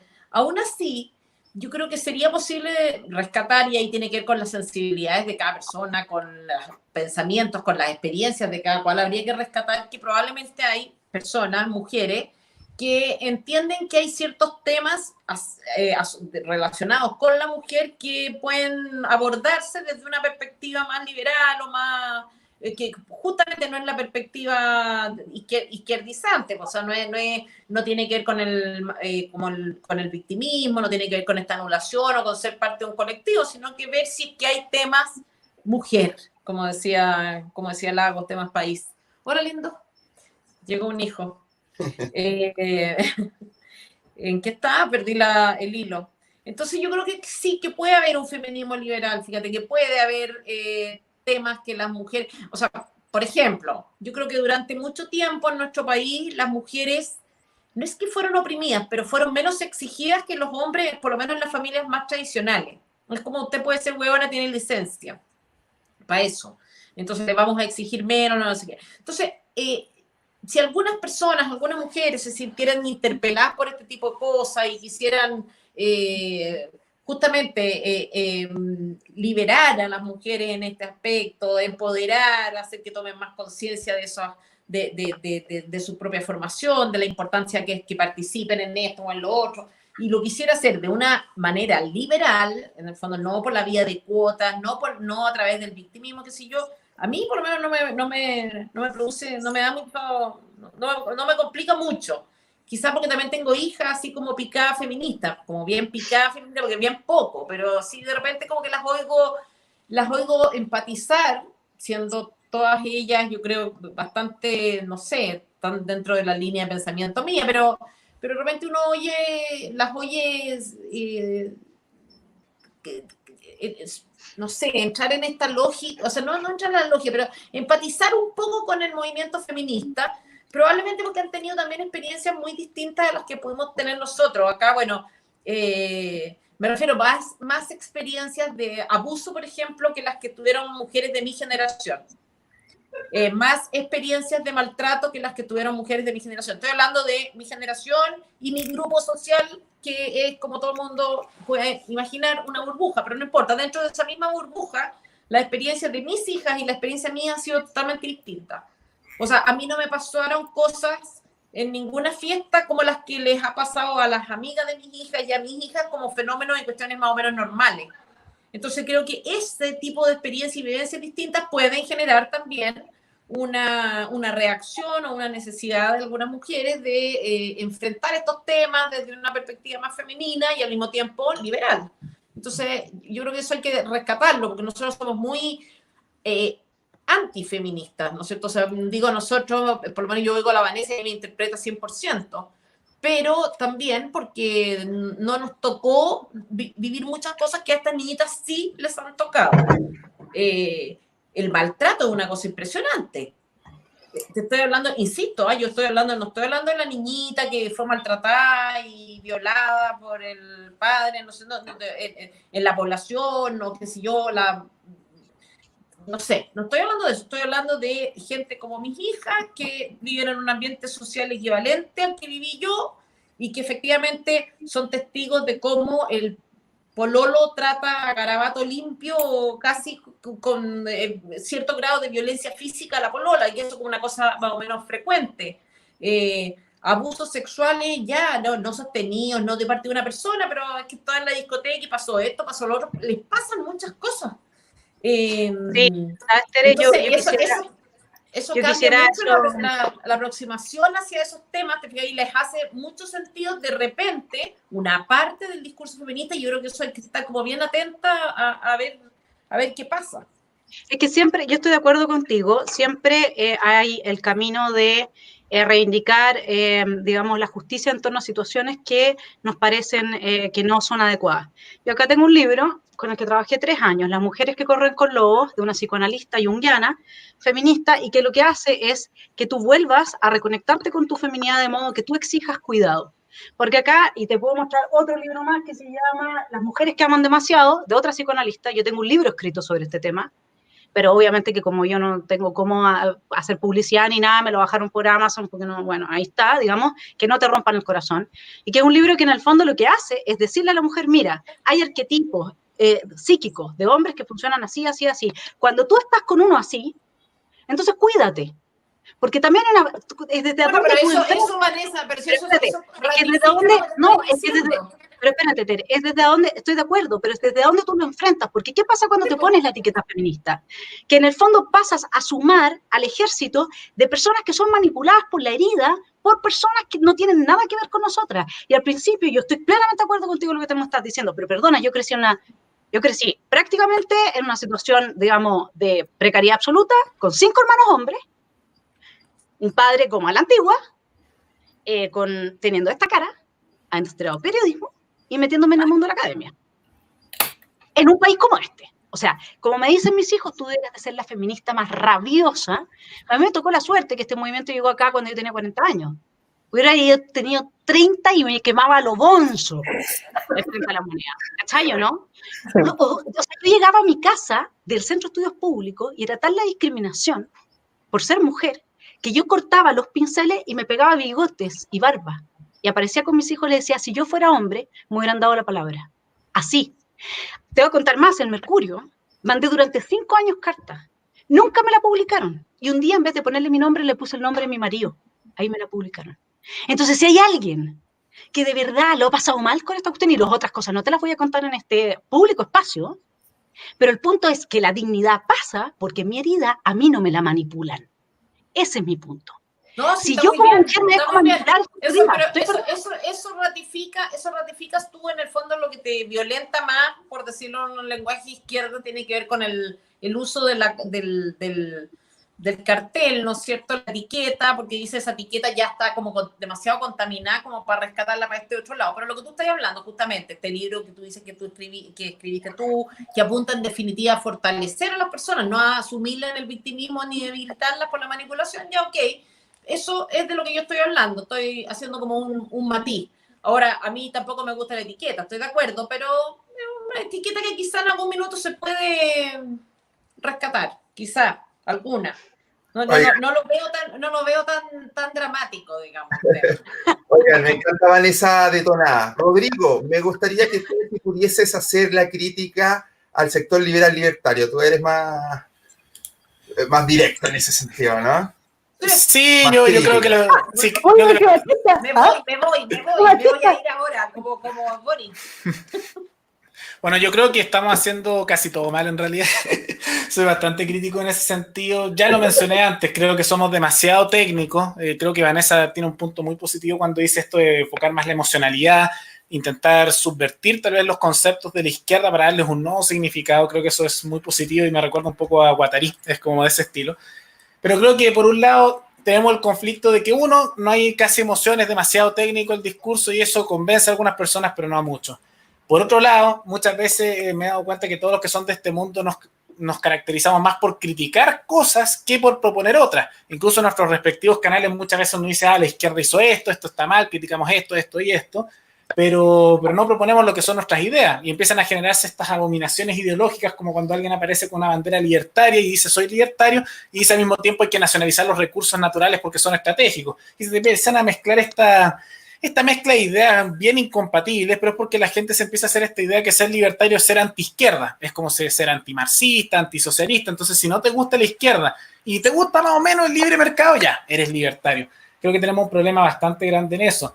También me parece que hemos fallado bastante en el tema de la educación, que es muy importante porque todo lo que ha ocurrido actualmente en Chile es consecuencia de presencia educativa. El Partido Comunista puede ser nefasto en sus ideas, pero a nivel de la praxis, lo que hacen en la práctica son extremadamente eficientes.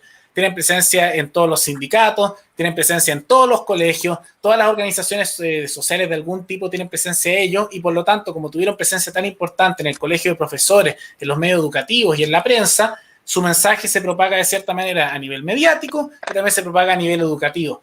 Y me da la impresión que dentro del mundo libertario se está viendo que eso es un problema, pero lamentablemente no veo que se haga ninguna gestión distinta. Veo muchos que dicen, ya, hay un problema con el periodismo, pero no se meten a trabajar necesariamente como periodistas para meter el mensaje. Hay un problema con la educación, pero no se quieren meter a ser profesores. Hay un problema con los sindicatos, pero nadie quiere participar en los sindicatos para hacer el cambio necesariamente por dentro como lo hizo la izquierda. Y sé que es un trabajo que no es agradable, o sea, la izquierda se tardó 30, 40 años en lograr eso, pero si no se logra hacer esos cambios, se empiezan a plantar semillas en distintos ámbitos de la sociedad para que se hagan transformaciones ideológicas tanto a nivel interno como externo, no se puede ganar eventualmente. Mi mayor crítica es respecto a eso. Lo que sí puedo decir que es positivo para no ser el que habla solo cosas negativas en este directo, es también decir que al menos nuestras ideas están creciendo más, se están popularizando, los medios tradicionales nos han mencionado un poco a la pasada, la otra vez el Cripto, por ejemplo, contó que estaban hablando, parece las AFP y mencionaron los libertarios, un diputado.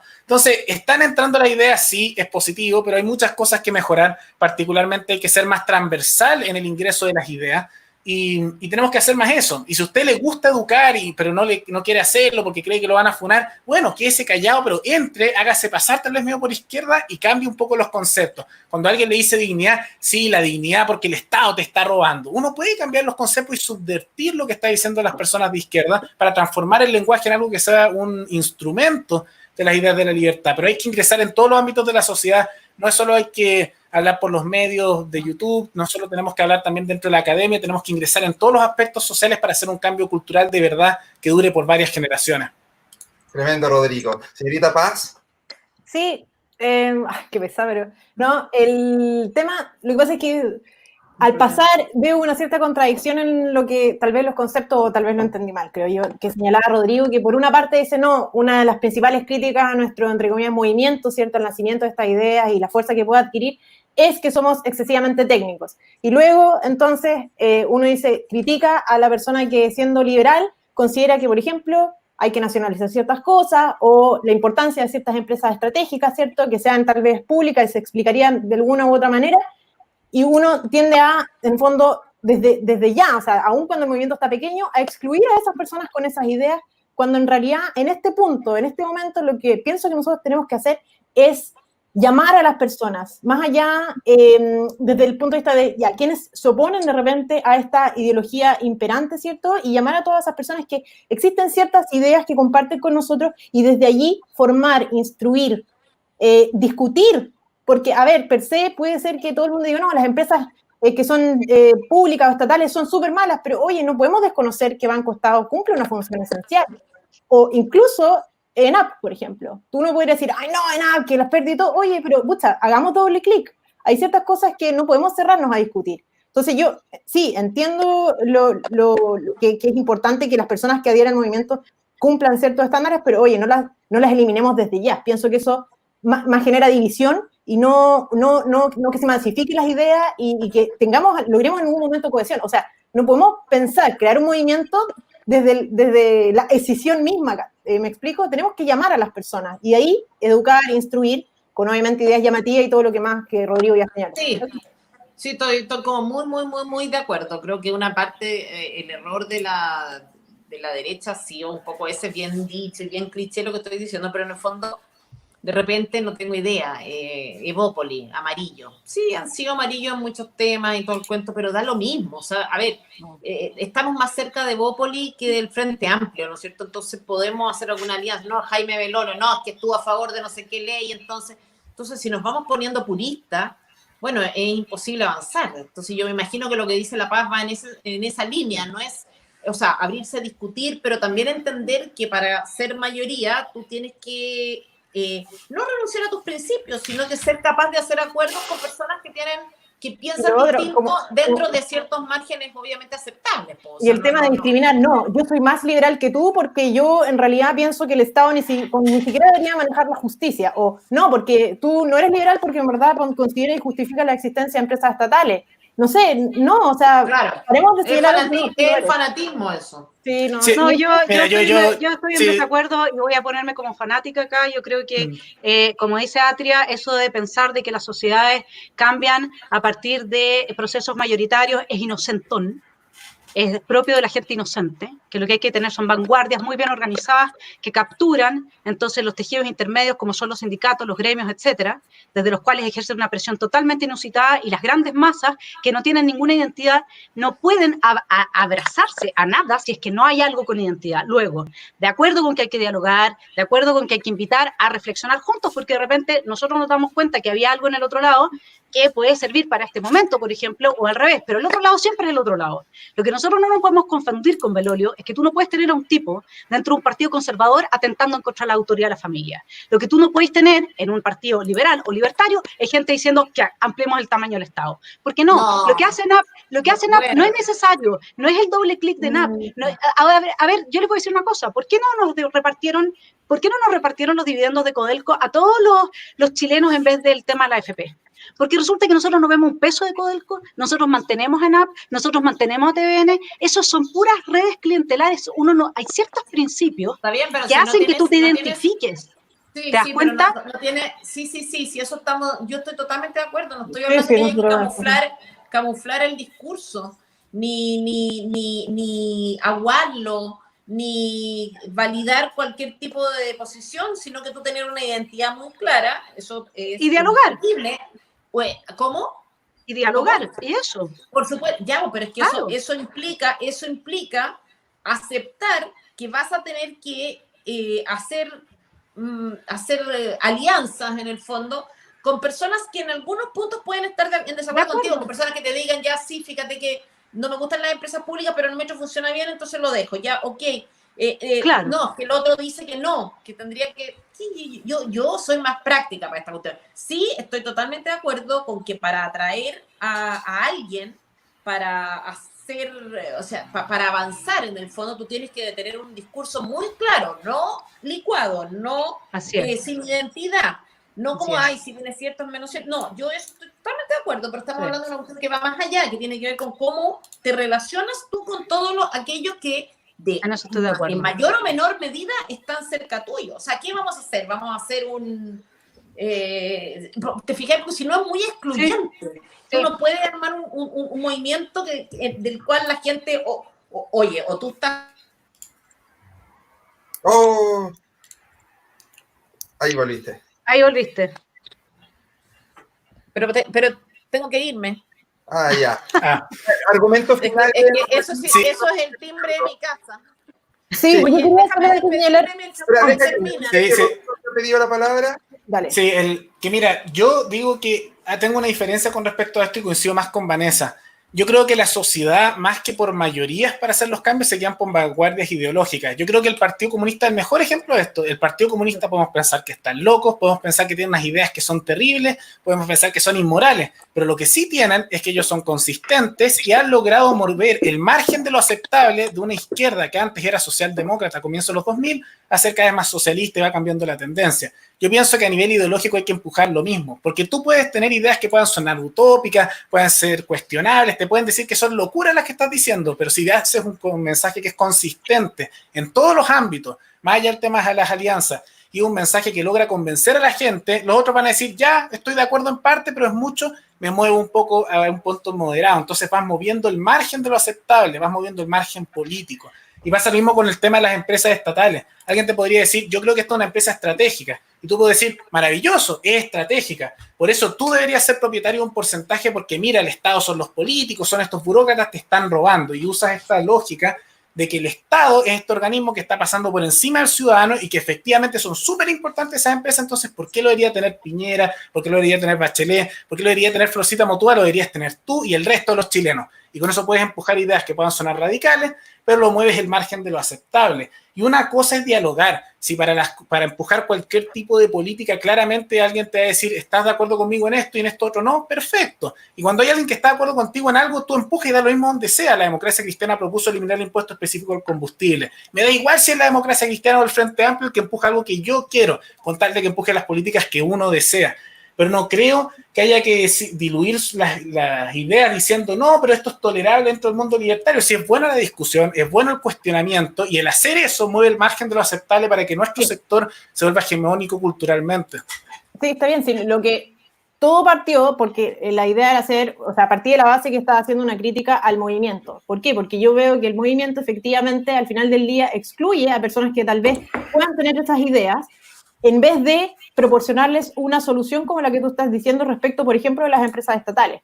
¿Me explico? Si uno quiere, en definitiva, lograr que el movimiento, entre comillas, crezca, tenga más adeptos y logre, en definitiva, permear más la política, qué sé yo, pienso que es importante que esas personas que se sienten, entre comillas, o no que se sienten, se excluyen porque en definitiva tienen este tipo de ideas, uno pudiera incorporarlas, y también estoy de acuerdo en eso, que hay que efectivamente tener un discurso que sea consistente, ¿verdad? Y que convenza de la pasión, como decía la Vanessa, lo comparto plenamente, pero tampoco partir de la base de decir, ya, las empresas públicas, un desastre. Uno debiera propender a un país idealmente sin empresas públicas, estoy de acuerdo con eso. Sin embargo, uno también tiene que gestionar la realidad.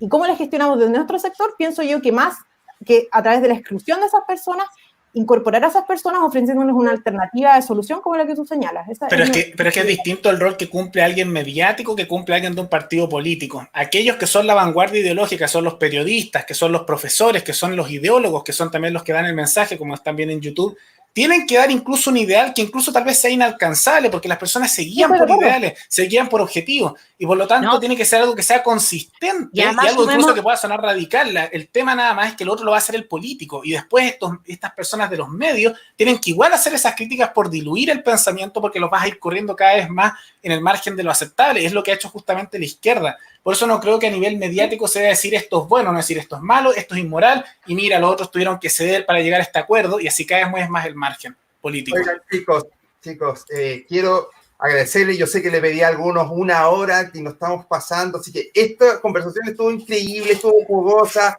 mucho debate, me encanta. Yo sé que Vane Vallejo, tú estás en Washington, quiero darte mucho las gracias, el tiempo que te diste. ¿Alguna red social que te quieras dar para que te siga la gente? Bueno, mi Twitter es @VanesaVallejo3, Vanessa con una sola S. Buenísimo. Muchas gracias, Paralelo 33, el canal de Rodrigo. Un tremendo, lo pueden ver en Twitter, en Instagram y algunas veces hasta en TikTok. No, eso es chiste. No. Eso no. Pueden verlo. Paz, que dijo, no, mira, yo voy a venir piolita, yo no sé si voy a hacer gran aporte, terminó masacrando a quien se le pusiera frente, así que muchas gracias, Paz. ¿Cómo el nombre del canal de YouTube? Mira, nosotros tenemos la Fundación Liberal Reformista, el canal, así que síganos, bueno, ese es el nombre de la red en todas partes, así que, bueno, en Twitter es FL Reformistas, así que síganos por ahí y muchas gracias igual por la invitación, traté ahí, la filosofía no es muy fuerte, así que está en desventaja en este panel, pero prometo tener un mejor desempeño en el próximo. Cada vez está súper bien. Vanessa, una tremenda, una grande, la pasión del día de hoy. No te la conocía a este extremo, así que estoy muy contento. Es que mira, ¿sabes qué estoy haciendo mientras estábamos conversando? Me animé a hacer un libro de cuentos para jóvenes que aman la libertad entre los 10 y los 100 años, y cada libro de cuentos tiene el primero sobre el derecho a la propiedad, el segundo sobre la verdad, veritas, y cada uno tiene un espíritu. Entonces el espíritu de ahora, que se llama El Valle de los Cuerpos, es el espíritu de la pasión, y yo lo dibujé mientras conversaba con ustedes. ¿Qué os parece el libro que vamos a sacar con el Centro de Estudios Libertarios a fin de año para los jóvenes y dar esta batalla cultural? Excelente. Y bueno, todos pueden seguir a Vanessa en Esfera Pública, es su canal. Y bueno, se tuvo que ir la Tere, su canal es Fundación Nuevamente, todos lo conocen, tremenda. Acá hubo un equilibrio, hay personas cercanas a la política, a las ciencias políticas y todo, como Vane Vallejo, filosofía de parte de la Tere y Vanessa, y derecho de parte de La Paz y Rodrigo. Así que hubo un equilibrio en todos lados, y acá su servidor que estaba de moderador. Muchas gracias a todos los que nos vieron. Cripto. Gracias, Cripto. Paz, Gracias por la Rodrigo, invitación. Vanessa. Chao, gracias. Nos vemos. Chao, nos vemos. Que viva la libertad. Que viva.